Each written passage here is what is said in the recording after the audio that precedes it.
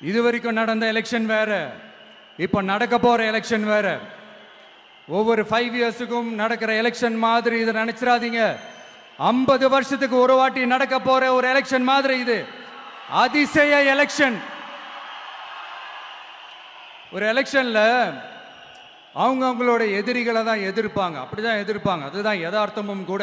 ஆனா இந்த எலெக்ஷன்ல தான் ஒட்டுமொத்தமா எல்லாருமா சேர்ந்து ஒருத்தனை எதிர்க்கிறாங்க. ஒட்டுமொத்தமா எல்லாருமா சேர்ந்து இந்த விஜயை எதிர்க்கிறாங்க.